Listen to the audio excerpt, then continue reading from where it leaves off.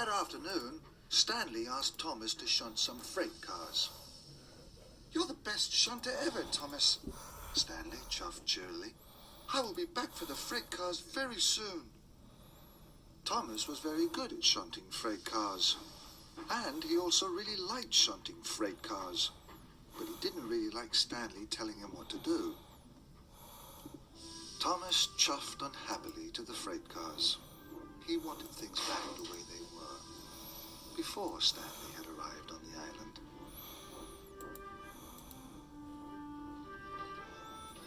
Thomas shunted lots of freight cars. Stanley had to take them up the steep hill out of the town to the wharf. Suddenly, an idea flew into Thomas's funnel. "If I shunt an extra long line of freight cars, Stanley will never be able to pull them," he puffed to himself. "Everyone will see he's not so strong after all. Then I will be in charge again." Soon, the cars were ready. They were very, very heavy. Stanley chuffed back. "My, that's a long train," he puffed. "Not for a strong engine like you," tooted Thomas. But Thomas knew it was too long and too heavy.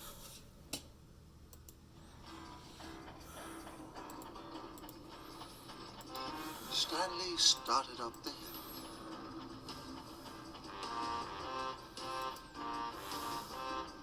It was very steep. Stanley was doing his best. Stanley was using all his huff and all his puff. The trucks clanked, creaked. The train was far too heavy. Stanley's wheels spun and slid. Suddenly, the coupling snapped, and Stanley's trucks rolled away, faster and faster. The engines gasped as Stanley's train came racing down the hill. It smashed into the tower.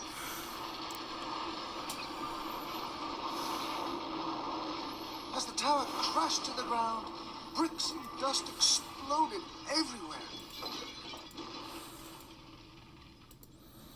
All the hard work was wasted.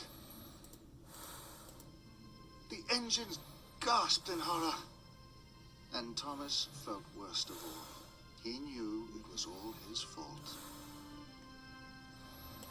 So Topham, Hatt, and Miss Jenny came to see what had happened. "This is a disaster," boomed Sir Topham, Hatt. "Thomas," he asked, "why did you shunt so many freight cars for Stanley?" Thomas felt terrible. He knew why he had done it, but he couldn't tell Sir Topham, Hatt and the other engines. He felt too ashamed, so he said nothing. Sir Topham, Hatt was very cross. The other engines started to whisper. "Thomas doesn't like Stanley," snorted James. "That's why he shunted too many freight cars for him." "Why would Thomas do such a thing?" asked Toby. "Thomas would never do that," peeped Percy, but he was worried. Thomas felt very bad. He puffed slowly away.